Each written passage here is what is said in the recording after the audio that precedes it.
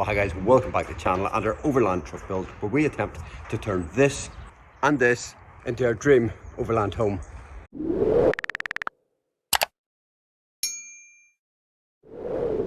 Well guys, yeah, thanks for joining us, and yeah, a really different setting for us. Yeah, we're in a house. We're actually in Izzy's dad's house.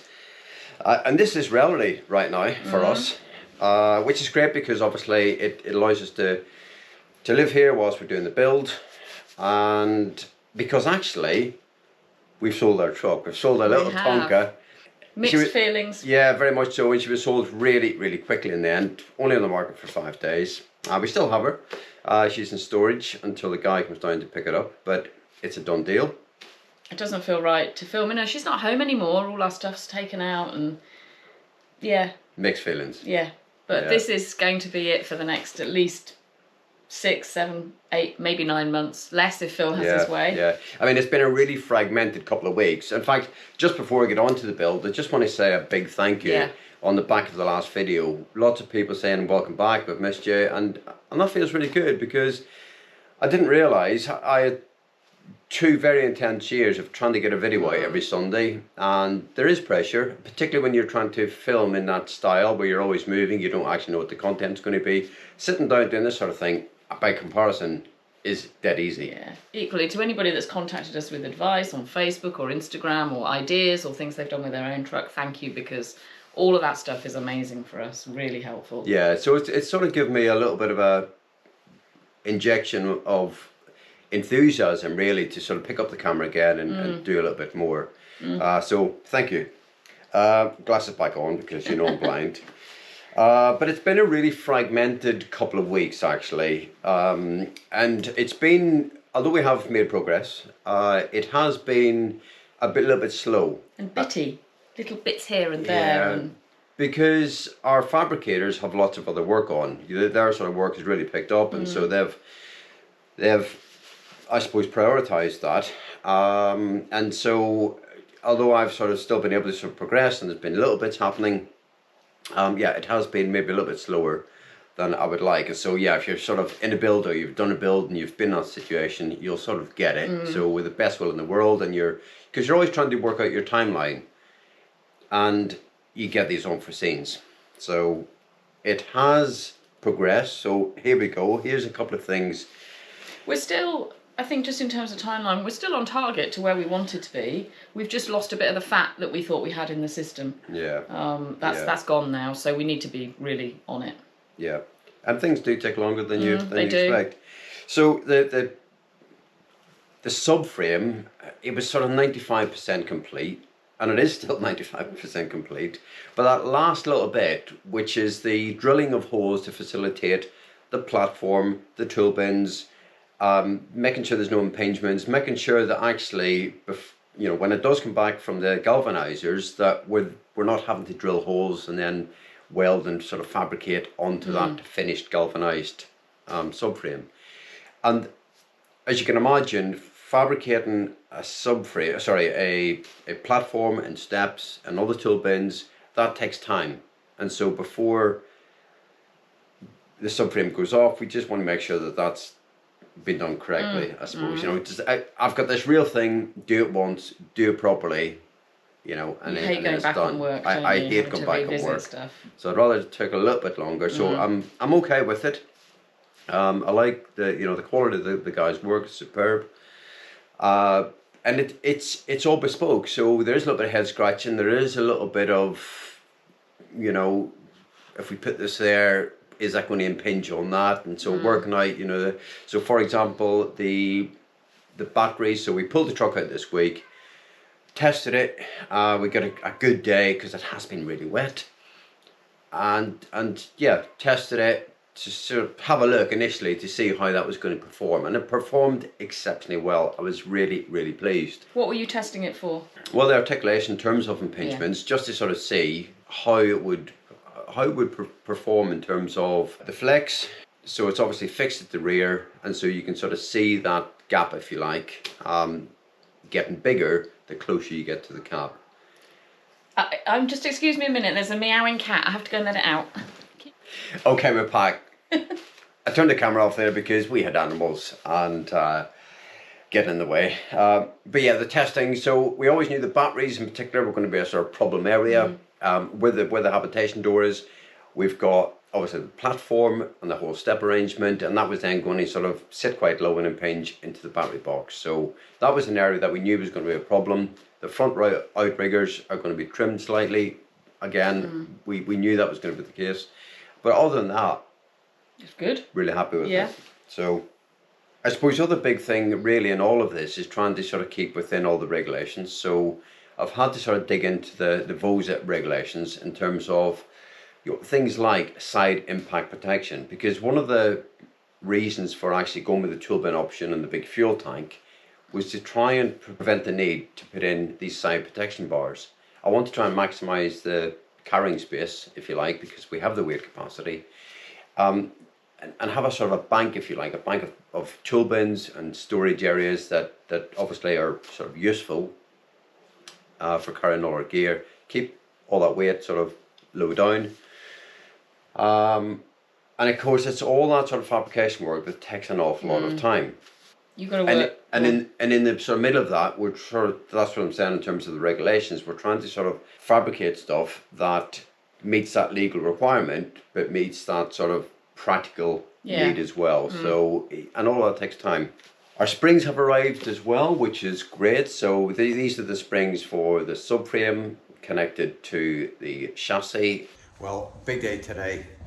My springs have arrived, so it's a Christmas morning. So I'm really excited to dig into these and see what we've got.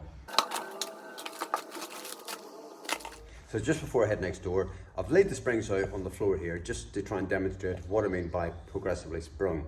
So the distance between the subframe and the chassis gets bigger the closer you get to the cab, and so therefore the springs need to be bigger. So I've just laid them out. Have a look at this and hopefully picture paints 1,000 words.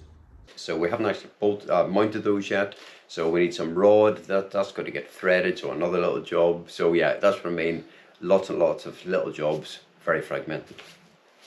You've probably seen, if you're looking on socials, I've been getting creative with a bit of cardboard, trying to sort of mock up the tool bins, the departure angles, where the rear lights are going to be. And again, it's just, it looks a bit silly, and you sort of think, you know, God, really, is that what you have to do? Because a lot of the stuff can't be bought, you know, off the shelf. It has to be made, and you know, someone has to make it to a particular design, and you don't always know exactly what you want until you've sort of got it there in front of you, and you can sort of then see, okay, how deep is it going to be? Is there anything behind that we need to get access to, be it suspension or component parts on the truck? So, and how is it going to be fixed? Is it going to be bolted? Is it going to be welded in? What's it made of? Is it made of steel, aluminium? So yeah, as you can sort of tell, there's lots of little jobs that, you know, just sort of swallow up the day really. And in between all of that, I've been sort of cracking on with the box as well. And the box has been, it is a big job. Okay, so if you're thinking about doing what we're doing, you buy an old container box and you cut it down to size. It's a huge piece of work. And I suppose the only plus side is that I've been able to sort of crack on with it myself. So there is a savings there.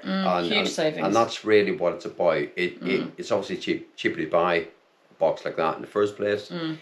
And if I can cut it down myself and sort of fabricate it myself, then clearly there's a big sort of labour saving there as well. So, but it is a huge job. It's a messy job.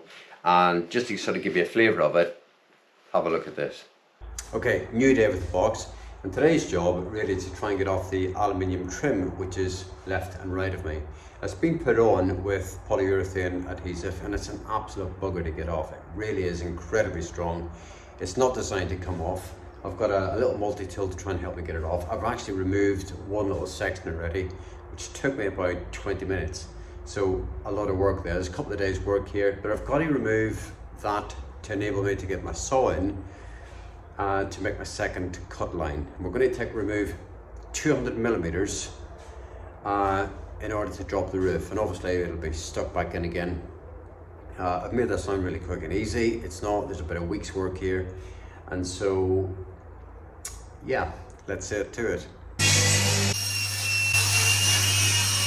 Well, I think we're on about day 3 of cutting the truck.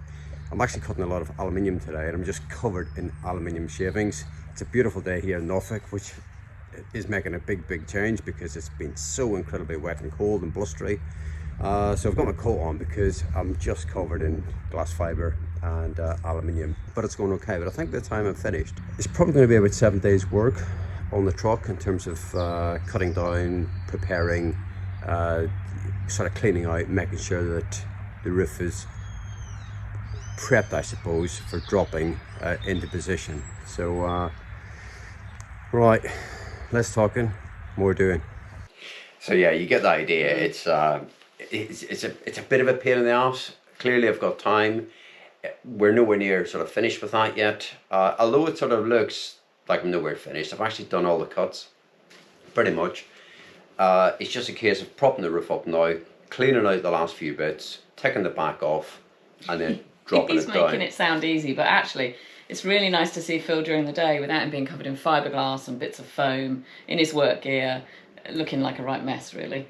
Because it clearly is a very messy job. And I've just been wearing the same clothes every day because every so he time smells as well. If you put on a new set of clothes every day, I mean, literally within 10 minutes of being there, I'm just covered in glass fibre and aluminium. So I think it's actually one of the things that is actually really good about our fabricators is that they're closed at the weekends, and I think Phil would love to work 7 days a week, but it's really good to actually take that proper time away for both of us, I think.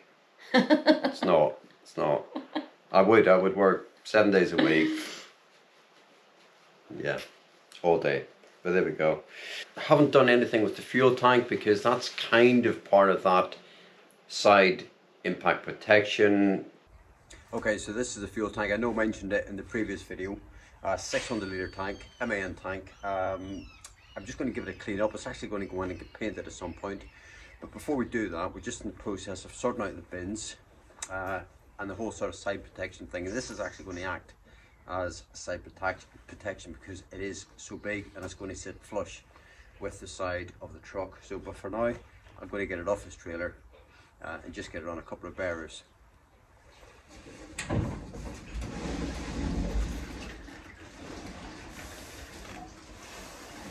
I've actually managed to get into the cab as well. The cab, I hadn't touched the cab.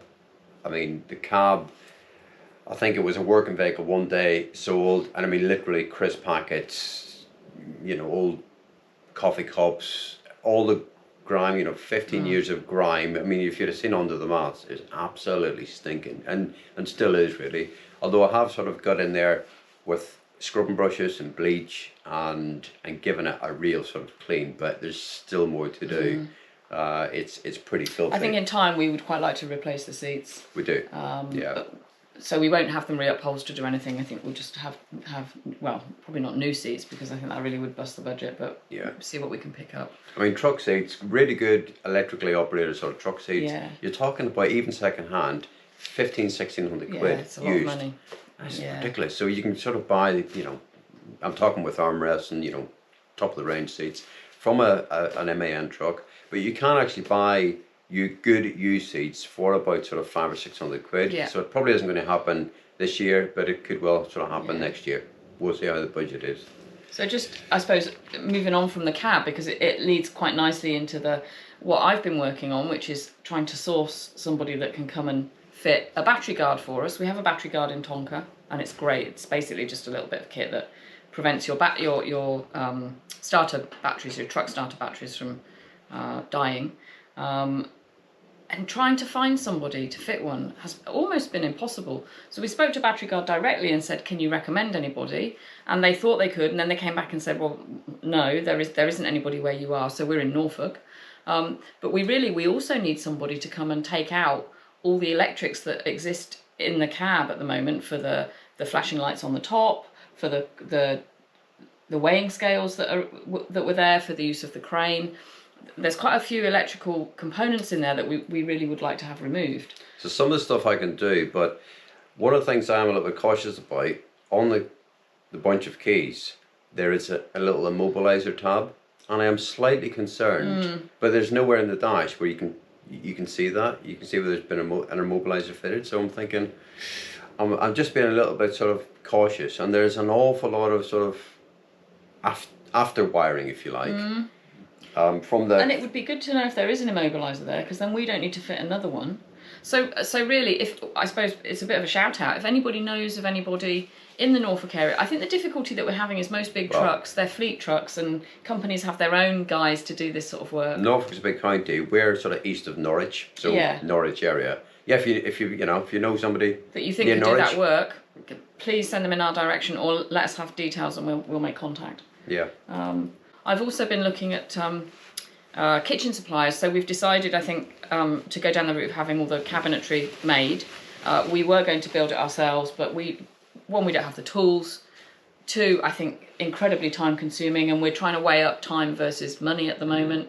We'd really like to be away before the end of this year. And a bit of finish, you know. Yeah. We're putting a lot of money into this, and actually when it's all done, yeah, we want it to be a lovely thing. We're going to live in it. Yeah. And so I know from experience, walking into something where, you know, it's 90% right or 95% right, it'll just grate on me. Yeah.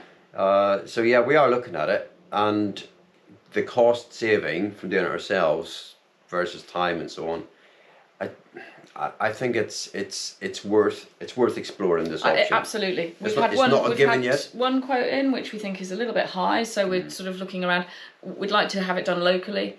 We quite like the idea, you know, if something doesn't quite fit, we can go back with it, or if something gets damaged slightly from a paint perspective, we can get it taken in. I mean, I'll fit it myself. Yeah. They just need the supply. Yeah.